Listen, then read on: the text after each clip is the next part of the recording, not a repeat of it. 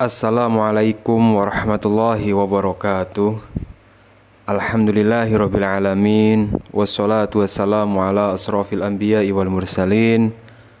Allahumma sholli ala sayyidina Muhammadinil fatihi lima ughriqa wal khatimi lima sabaqa nasirul haqqi bil haqqi wal hadi ila siratikal mustaqim wa ala alihi haqqa qadrihi wa miqdarihil azim, amma ba'du. Kaum muslimin, jamaah yang dirahmati oleh Allah Subhanahu wa taala. Alhamdulillah, pada kesempatan kali ini kita bisa berjumpa kembali. Semoga perjumpaan kita adalah perjumpaan yang diridhoi oleh Allah Subhanahu wa taala, perjumpaan yang membawa manfaat fid dini wad dunya wal akhirah, amin ya rabbal alamin.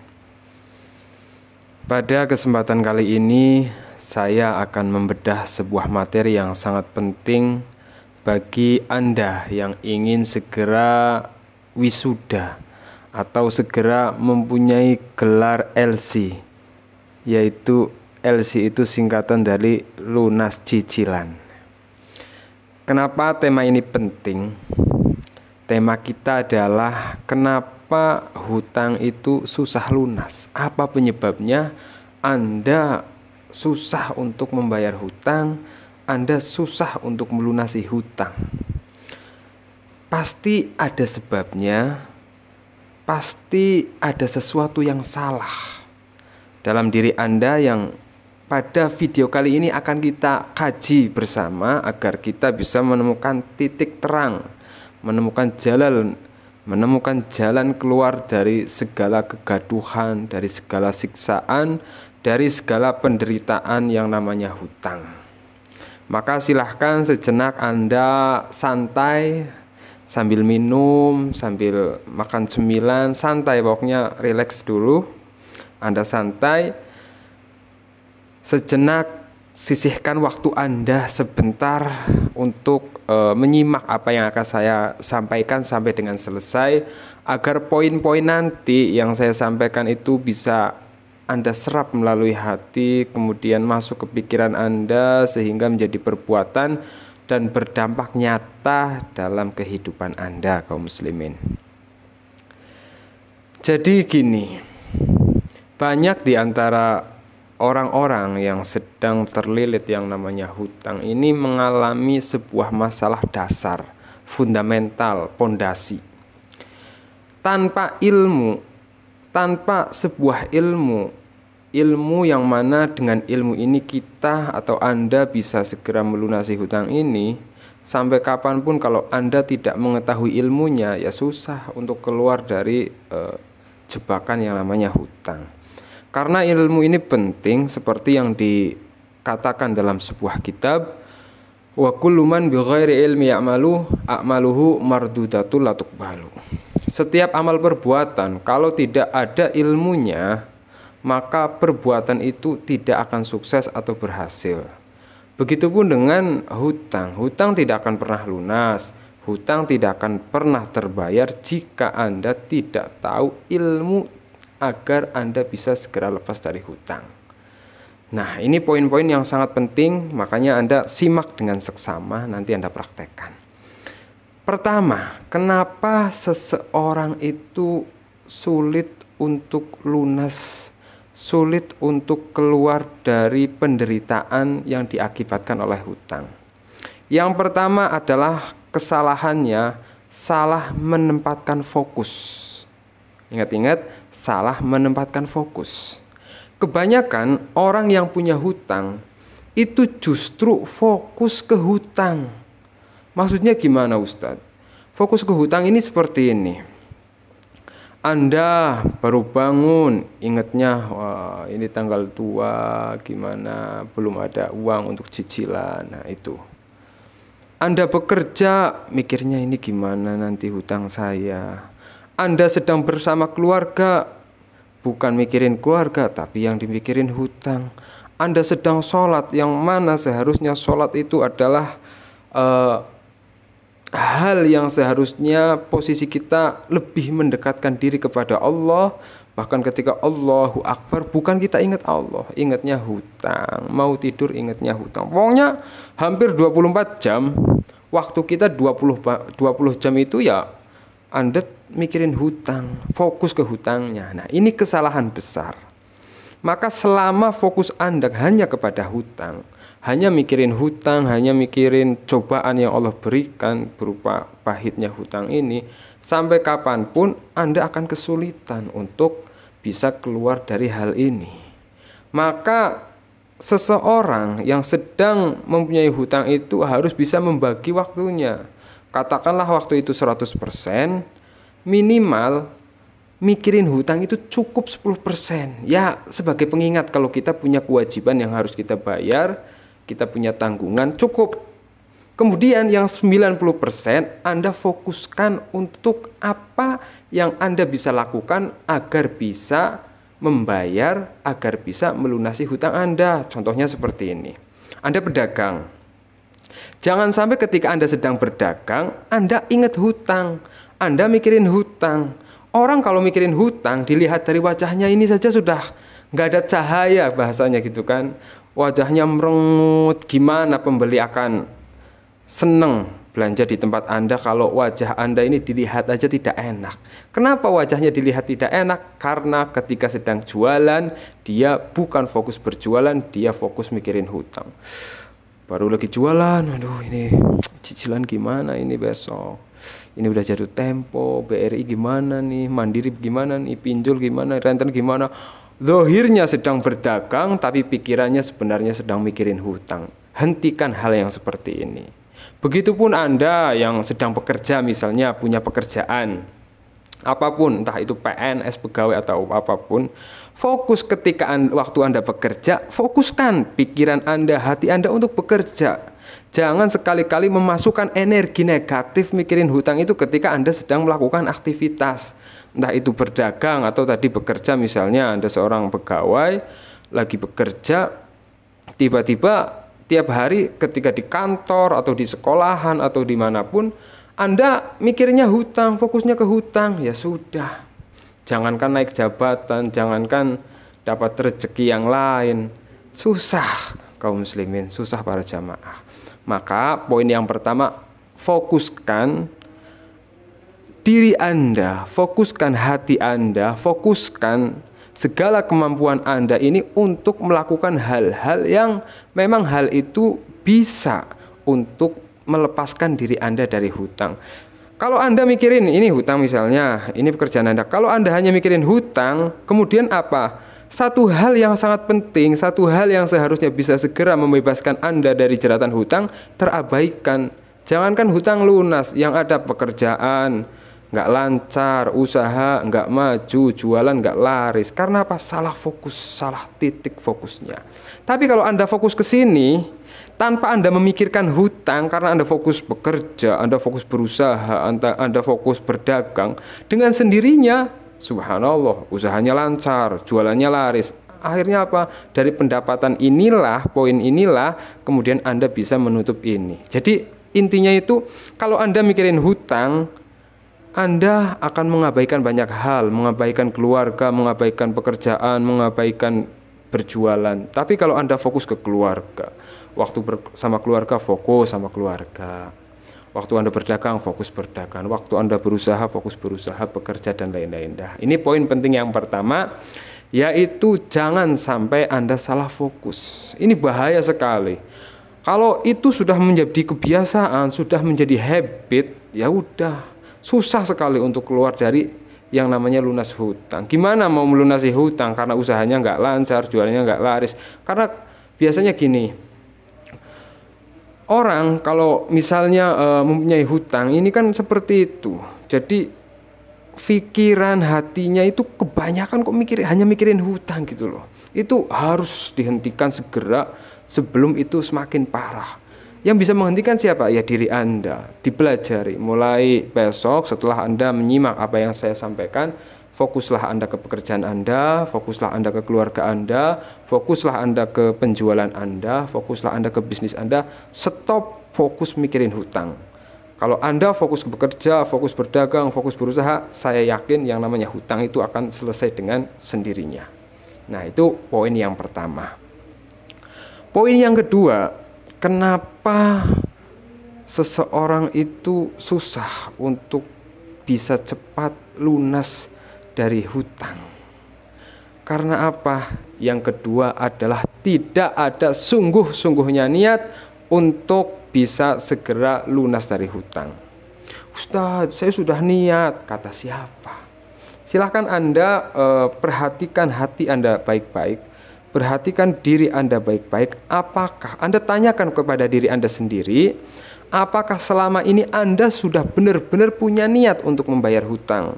Apakah Anda sudah benar punya niat untuk terlepas dari riba? Kalau yang namanya lisan, saya pengen lunas, anak kecil juga bisa ngomong seperti itu para jamaah. Ini mohon maaf saya sedikit keras mungkin, bukan karena apa-apa, karena saya ingin Anda segera bisa terbebas dari yang namanya jeratan hutang, tidak ada maksud lain.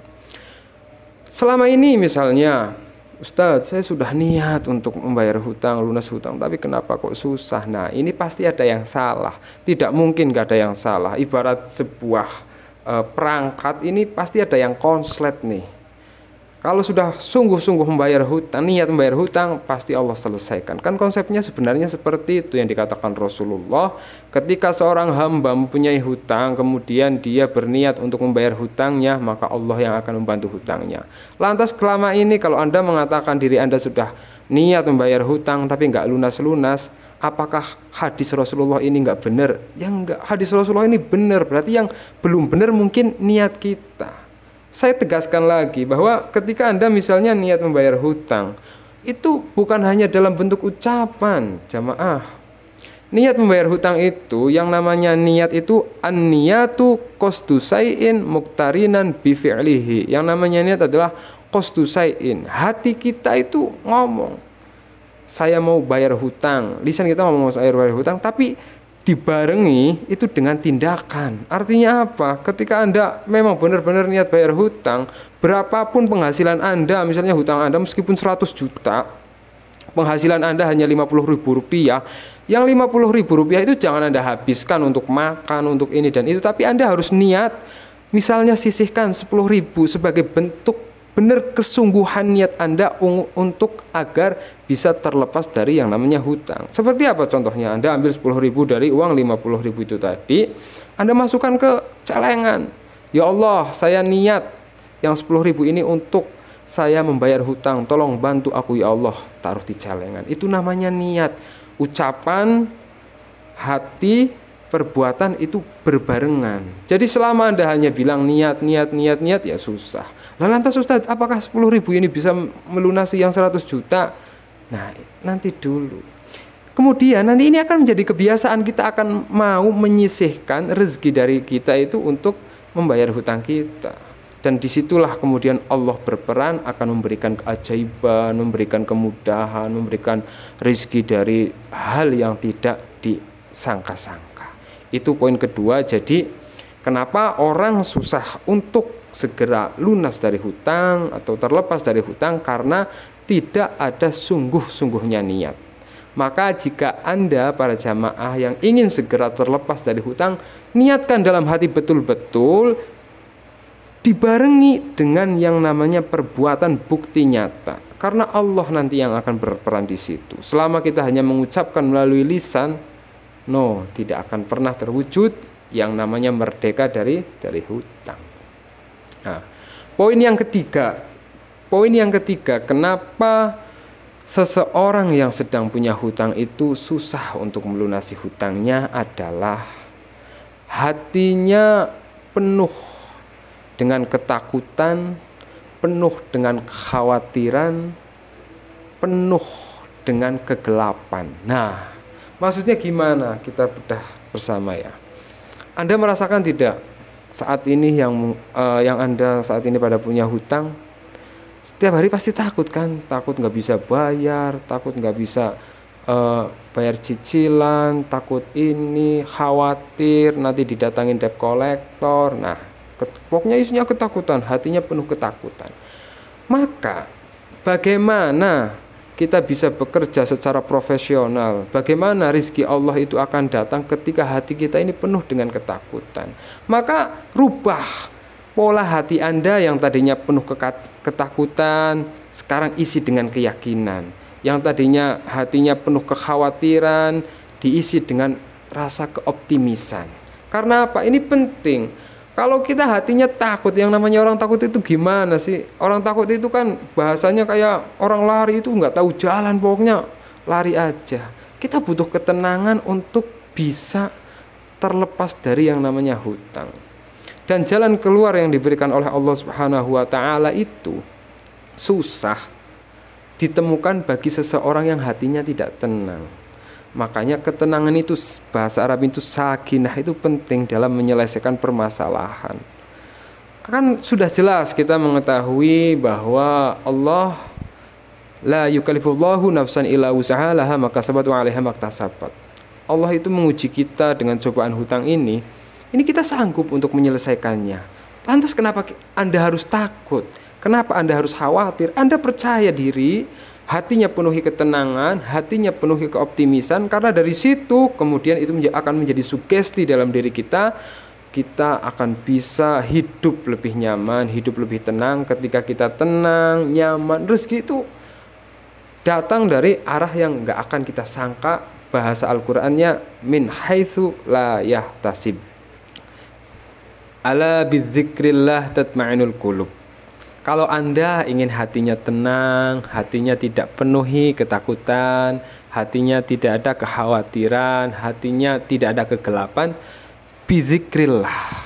Karena sesungguhnya yang bisa menenangkan hati kita adalah dengan berzikir kepada Allah Subhanahu wa ta'ala.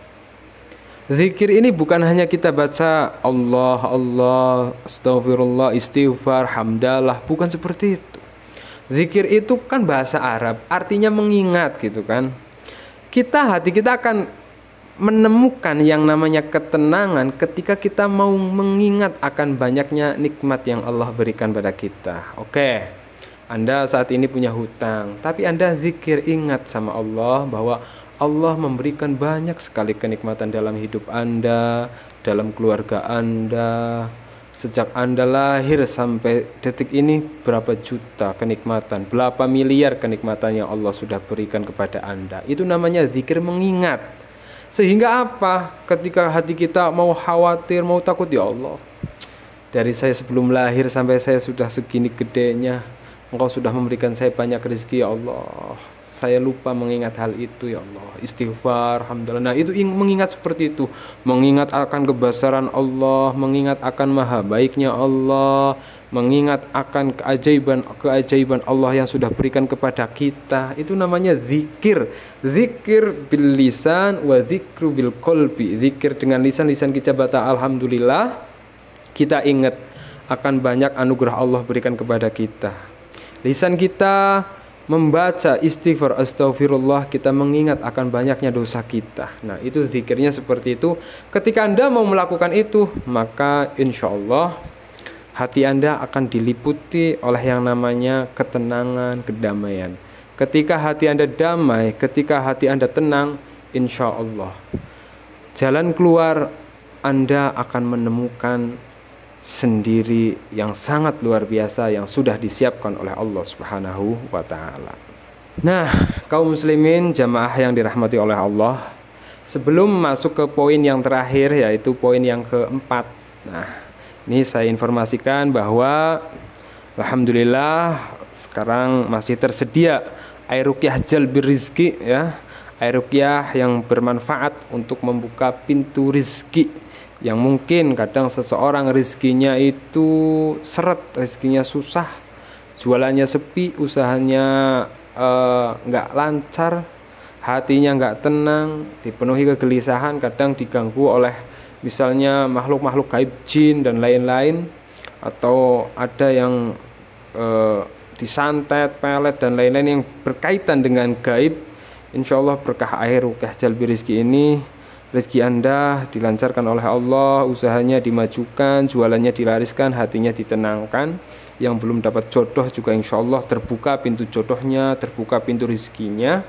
dijauhkan dari segala malapetaka. Air ruqyah ini sudah dibacakan Al-Quran 30 juz dan doa-doa khusus sesuai dengan hajat Anda. Yang mau pesan bisa hubungi melalui WhatsApp, mahar seikhlas Anda. Kaum muslimin yang dirahmati oleh Allah, poin yang keempat ini penting. Jadi dari keempat poin ini adalah ada ikhtiar langit, ada ikhtiar bumi, ada ikhtiar bumi, dan ada ikhtiar langit. Karena apa?